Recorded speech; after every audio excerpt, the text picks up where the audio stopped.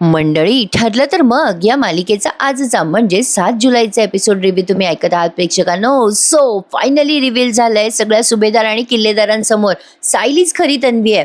तर सुरुवातीला त्यांनी दाखवलंय सगळेजण सायलीची माफी मागतात बरं का या सीनमध्ये. रविराज म्हणत असतात, अर्जुन आता यापुढे मी तुझ्याकडे कुठलेच प्रूफ मागणार नाही.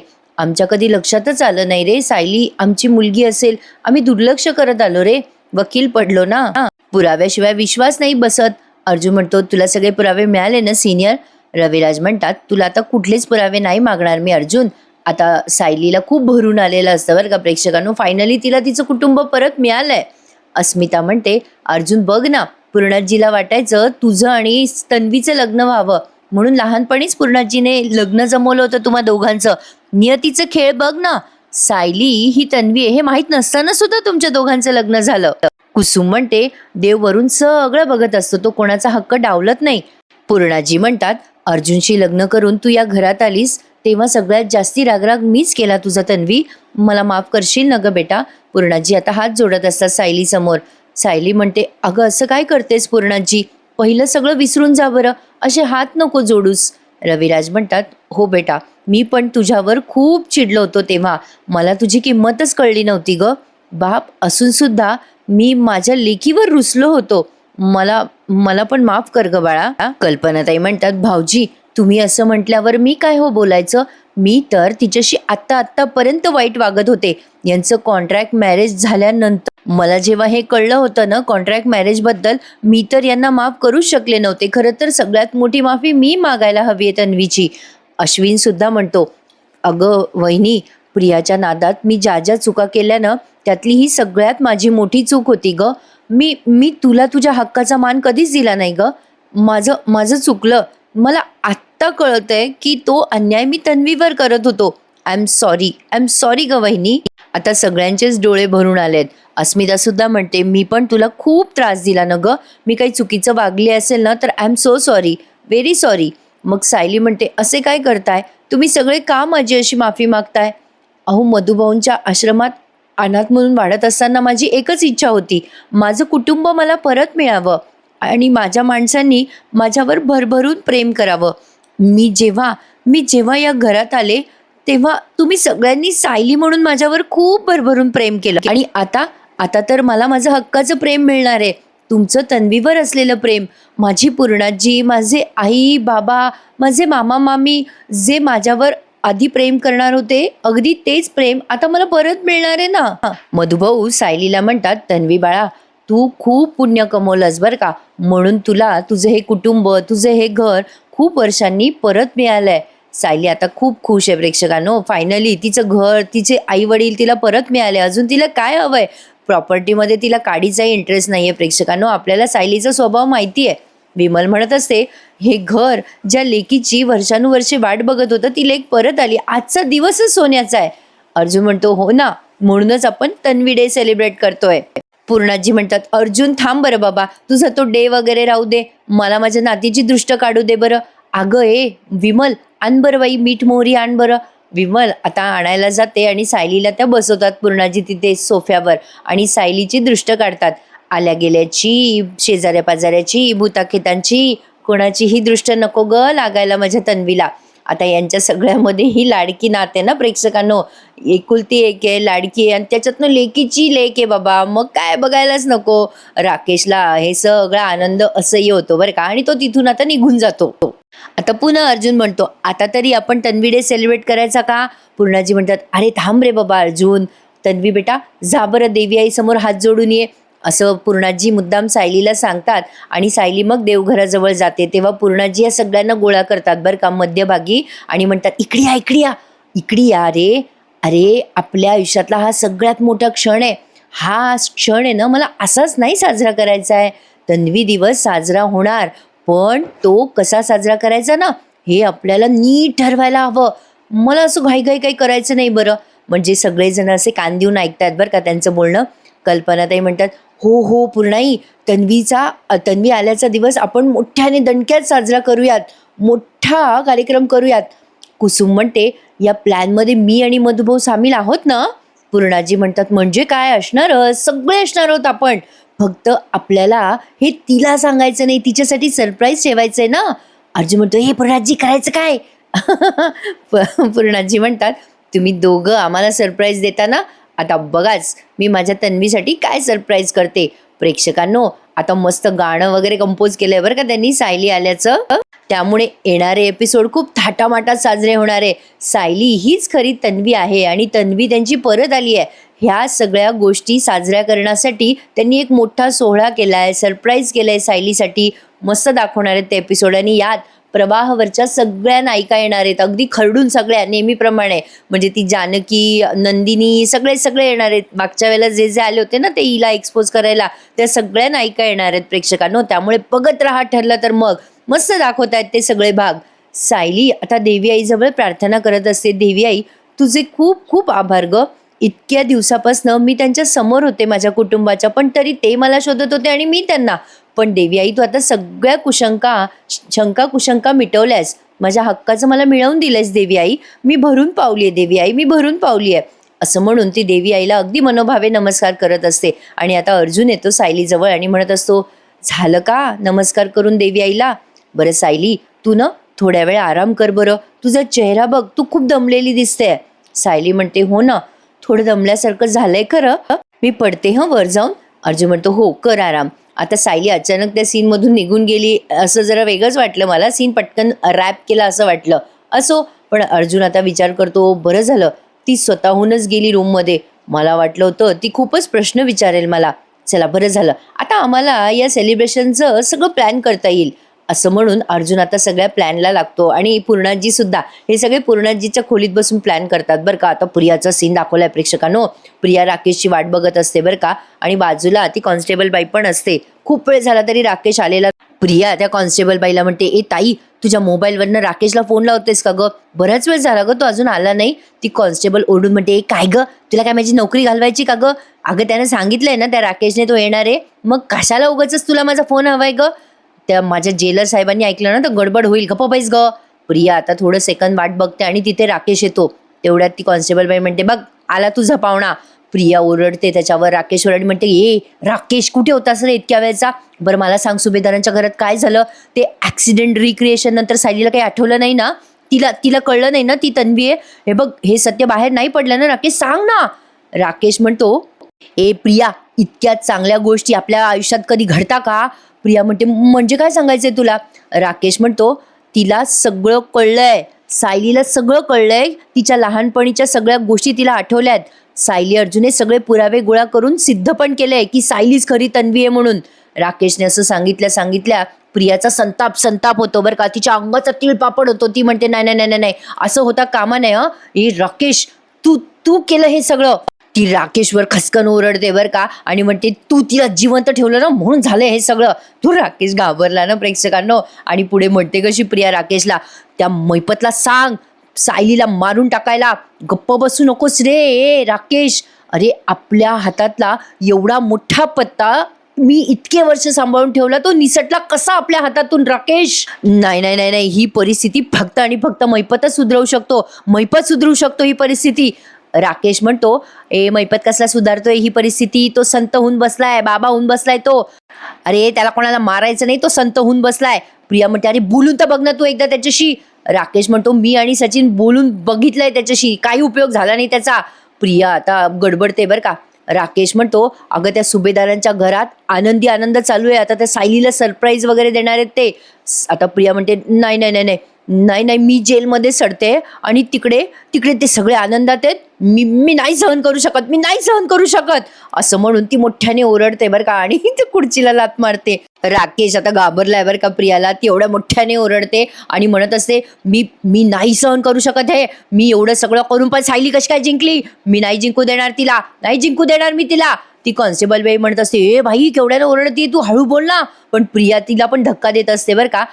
ती कॉन्स्टेबल बाई म्हणत असते, तुम्ही जा ना. राकेशला म्हणत असते ती कॉन्स्टेबल बाई, ओ साहेब तुम्ही जा ना आता. प्रिया मात्र मोठ्याने ओरडत असते बरं का, की मी तिला संपवून टाकणार, मी तिला जिवंत नाही ठेवणार मी तिला जिवंत.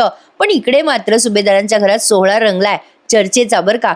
पूर्णाजीच्या रूममध्ये सगळेजण बसलेत. प्रतापराव म्हणतात, प्रतिमा आणि रविराज रुटीन चेकअपसाठी गेलेत बरं का प्रतिमाच्या. म्हणजे हे सायलीला सांगायचं नाहीये बरं का आपल्याला. आणि सायलीला खरी ओळख पटलीये ना, म्हणून ते चेकअप नंतर देवीच्या अभिषेकाला पण जाणार आहे मंदिरात. मग कल्पनाताई म्हणतात, चालेल चालेल. अश्विन म्हणतो, अगं ए काकू, राकेश कुठे?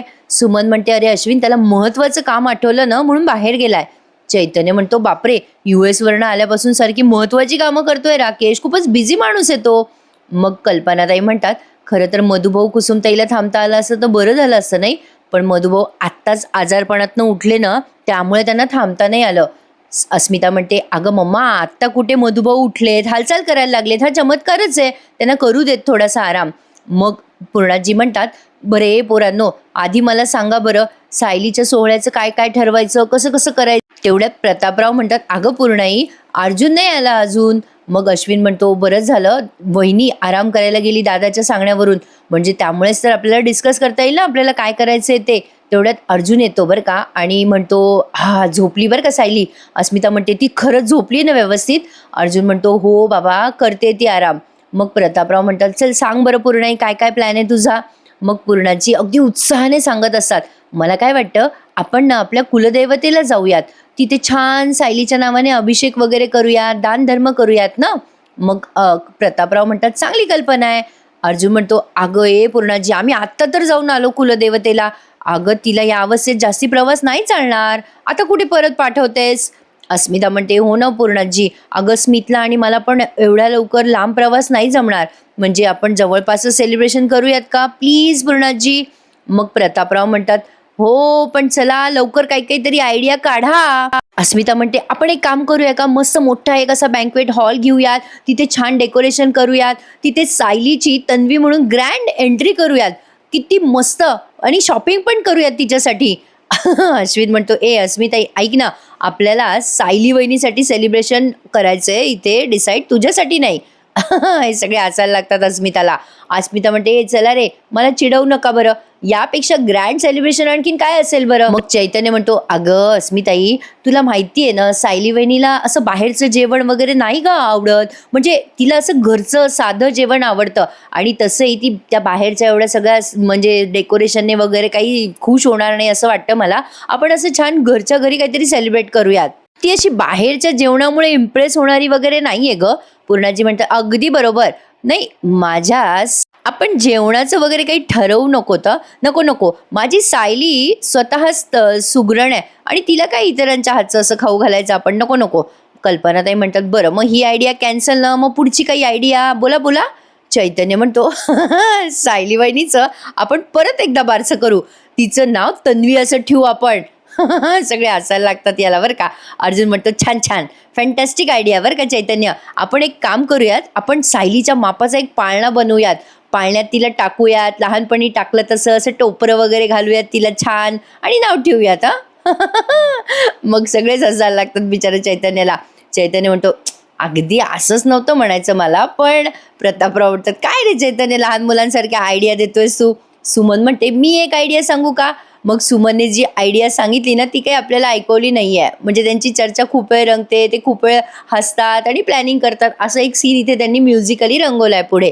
तर बघा, इकडे आता मैपत काहीतरी मोठी खेळी खेळतोय बरं का प्रेक्षकांनो. आपल्याला पहिल्यापासून शंका होतीच की मैपतचं काहीतरी चालू आहे, या सगळ्या चांगल्या गोष्टी आड तो काहीतरी मोठं कांड करायचा प्रयत्नात आहे बरं का प्रेक्षकांनो. पण आज त्याने सांगितलं नाहीये, पण काहीतरी तो करणार आहे याची हिंट त्याने दिली आहे बरं का. बघा तर आता या सीनमध्ये तो कपाटात काहीतरी उचकत असतो बरं का मैपत.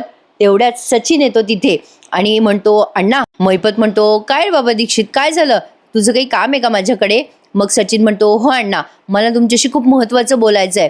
मग मैपत म्हणतो, बोल मग. आता सचिन म्हणतो, अण्णा मला ना खरं सांगा, नाही म्हणजे सगळ्या जगाला तुमचं बदललेलं रूप जरी खरं वाटत असेल ना, तरी माझा अजिबात विश्वास नाहीये या गोष्टीवर की तुम्ही बदललायत. मग मैपत म्हणतो, का रे बाबा तुला असं वाटतंय? मग सचिन म्हणतो, अण्णा तुम्हालाही माहितीये की अर्जुन आणि सायलीने साक्षीचं जीणं हराम केलंय. राजरोजपणे साक्षी चार चौघात फिरू पण शकत नाहीये, पण तुम्हाला त्याचं काहीच वाटत नाहीये अण्णा. तुमच्या मनात सुडाची भावना दिसतच नाहीये. हे कसं काय शक्य आहे अण्णा? नाही, असं शक्यच नाही. तुमच्या मनामध्ये काहीतरी मोठा प्लॅन आहे अण्णा. तुम्ही वरवर दाखवताय तुम्ही सुधारलाय म्हणून, पण तुमच्या मनात काहीतरी वेगळं चाललंय अण्णा. मला एवढंच तुम्हाला सांगायचं होतं की तुम्ही मोठी खेळी खेळणार असाल ना अण्णा, तर प्लीज मला त्या प्लॅनचा भाग बनवा. माझ्यापासून हे सगळं का लपवताय तुम्ही? अण्णा, अण्णा, आय प्रॉमिस मी कोणाला काही सांगणार नाही. तुम्हाला नको असेल तर मी साक्षीला पण नाही सांगणार. तुम्ही तुम्ही सांगा मला, तुम्हाला माझा फायदा होणार आहे अण्णा, प्लीज मला सांगा. आता सचिनने एवढं सगळं बोलल्यानंतर मैपत त्याच्या खांद्यावर हात टाकतो आणि म्हणतो, झालं का रे बाबा सगळं तुझं बोलून? मग सचिन म्हणतो, हो अण्णा. मैपत आता त्याच्याकडे नुसता बघतो आणि चालला जातो तिथून. सचिन विचार करतो, अरे अच्छा, ही काय रिॲक्शन होती अण्णाची? मैपत आता त्या खोलीतून निघून जातो बरं का प्रेक्षकांनो, आणि मग सचिन त्या खोलीतच थांबतो आणि अचानक त्याच्या डोक्यात काहीतरी येतं. पण माझा असा अंदाज आहे की बहुतेक तो मैपत गेल्यानंतर त्याचं कपाट उचकणार आहे, असा एक अंदाज आहे बरं का माझा, कारण तो कपाटाच्या दिशेने बघतोय असं त्यांनी या सीनमध्ये दाखवलंय. प्रेक्षकांनो, छान दाखवत आहे ना ते आता मालिका. तुम्हाला आवडल्यास नक्की लाईक करा. आणि बाईचा आशीर्वाद ही मालिका मी तुम्हाला गेल्या सोमवारपासून रोज सांगते त्याचा रिव्ह्यू. त्या मालिकेचा एपिसोड सुद्धा आज खूप खास आहे बरं का, त्यामुळे नक्की माझ्या आवाजात एन्जॉय करायला विसरू नका. बाई तुझा आशीर्वाद. तर बघा आता या पुढच्या सीनमध्ये आपण बघतोय सायलीचा आराम झालाय आणि ती खाली आली आहे, पण खाली कोणीच नसतं. ती बऱ्याच वेळ इकडे तिकडे बघते, सगळेजण गेलेत तरी कुठे? अरे च्या, सगळेजण दिसतच नाहीये. हां, बहुतेक अस्मिताताईच्या खोलीत असतील असं म्हणून ती आता अस्मिताच्या रूममध्ये जाते. पण तिथे गेल्यावर पण सायलीला कोणी दिसत नाही. पण या सगळ्यांची मात्र इकडे मस्त चर्चा रंगली आहे बरं का, काय सोहळा करायचा काय नाही. पण अजून यांचं काही ठरलंच नाहीये बरं का. अर्जुन म्हणतो, काय नुसते प्लॅनिंग करतोय आणि कॅन्सल करतोय. अस्मिता म्हणते, काय करणार अर्जुन, काही सुचतच नाही त्याला, काय करणार आपण? अर्जुन म्हणतो, करा करा, पटकन विचार करा, सायली खाली येण्याच्या आत विचार करा. पूर्णाजी म्हणतात, अरे पोरांनो, सायली याच्या आत ठरवा बाबा पटापटा. मग प्रतापराव म्हणतात, चालवा रे डोकी चालवा, विचार करा. काय पोरं आहेत रे, तरुण आहात ना तुम्ही. यांची काही डोके चालेना. पण इकडे सायली मात्र जाऊन बघते अस्मिताच्या खोलीत, तर कोणीच नसतं. पुन्हा ती बाहेर येते आणि विचार करते, अरेच्या सगळे गेले तरी कुठे? आता अर्जुन म्हणतो, अरे करा ना पटापटा विचार. प्रतापराव म्हणतो, ए थांब रे अर्जुन, किती घाई करतोयस तू? अर्जुन म्हणतो, अरे ती जर आली ना आणि मला विचारलं ना की तुम्ही इथे काय चर्चा करताय, काय बोलताय, मला खोटं नाही बोलतायत ना तिच्याशी, ती मला मग प्रश्न विचारते ना. अस्मिता म्हणते, किती घाबरतो रे तू तुझ्या बायकोला. कल्पनाताई म्हणतात, अर्जुन तू तुझ्या डॅडकडनं शिक बाबा, ते काही त्यांच्या बायकोला घाबरत नाही बरं का तुझे डॅड. अर्जुन म्हणतो, हो मम्मा खरंच. मग प्रतापराव म्हणतात, अगं कल्पना तो माझ्याकडूनच शिकलाय, म्हणून तो बायकोच्या दहशतीखाली राहतो बिचारा. सगळेजण हसायला लागतात आता. मग पूर्णाजी म्हणतात, ए काय चाललं रे तुमचं, विषयांतर करू नका, आपल्याला सायलीच्या सेलिब्रेशन विषयी ठरवायचंय ना. आता अश्विन म्हणतो, फोकस फोकस करा फोकस. एक गंमत दाखवली यांच्या चर्चेमधली. आता तेवढ्यात चैतन्याला फोन आलाय बरं का सायलीचा. अर्जुन म्हणतो, ए बाबा ए उचलू नको तो फोन, स्विच ऑफ कर स्विच ऑफ कर. सुमन म्हणते, अरे बाबा का? मग अर्जुन म्हणतो, अरे काकू, सायली जर खाली आली तर ती सगळ्यांना फोन करत बसेल, तिला कोणी दिसलं तर करा करा करा फोन स्विच ऑफ करा. आता हे सगळ्यांनी त्यांचे फोन स्विच ऑफ केले बरं का, आणि अर्जुनने सांगितल्याप्रमाणे सेम तसंच झालंय. सायली आता खाली येते, इकडे तिकडे सगळ्यांना शोधते. पूर्णाजीच्या खोलीत सोडून ती सगळीकडे शोधू लागली बरं का यांना. आणि मग तिला काही कोणी सापडेना आणि मग ती सगळ्यांना फोन लावत असते बरोबर अर्जुनच्या अंदाजाप्रमाणे. सायली विचार करते, कुठे गेले सगळे, मी फोनच करते आता सगळ्यांना, असं म्हणून ती आता प्रत्येकाचे नंबर डायल करते आणि सगळ्यांचा फोन तिला स्विच ऑफ येतो. आणि मग तिला थोडं टेन्शन आल्यासारखं दाखवलंय. अगं बाई, यांचा पण फोन बंद, सगळ्यांचा फोन बंद, अरे बापरे, सगळेजण बाहेर गेले की काय मला न सांगता, असे कसे गेले? आणि मग इथेच त्यांनी आजचा हा एपिसोड संपवला. तिला न सांगता सगळे बाहेर गेले याचं दुःख झालं बरं का तिला प्रेक्षकांनो. असं तर आजचा भाग संपला बरं का मंडळी. आता पुढच्या प्रोमोमध्ये आपल्याला ते सुंदर असं सोहळा दिसणार आहे आणि सायलीसाठी कंपोज केलेलं गाणं पण आपल्याला ऐकू येणार आहे, जे तुम्ही कालपासून सोशल मीडियावर ऐकताय. सायलीच्या पावलांनी घर मोहरून झाले आले असं काहीतरी गाणं आहे आणि उद्या तुम्हाला ते ऐकायला मिळणार आहे. मस्त मस्त प्रेक्षकांनो, छान कंपोजिशन आहे गाण्याचं. तर उद्या तयार आहात ना? सायली हीच खरी तन्वी आहे या सोहळ्याला बघण्यासाठी. चला तर मग मंडळी, चॅनलला आवर्जून सबस्क्राईब करा. अजून बऱ्याच प्रेक्षकांनी चॅनलला सबस्क्राईब केलेले नाहीये, प्लीज चॅनलला सबस्क्राईब करा, एपिसोडला लाईक करायला विसरू नका. आणि उद्या भेटूयात पुन्हा. सायलीचं असं ग्रँड वेलकम होणार आहे बरं का प्रेक्षकांना उद्याच्या भागात, त्यामुळे नक्की बघा. आणि हो, तुमच्याकडे खूप पाऊस पडतोय का सांगितलंय बरं का प्रेक्षकांनो. आता येत्या 2-3 दिवस प्रचंड पाऊस पडणार आहे, त्यामुळे काळजी घ्या मंडळी. गरज नसेल तर बाहेर पडू नका. भेटूयात उद्या पुन्हा एकदा. टेक केअर, तोपर्यंत धन्यवाद.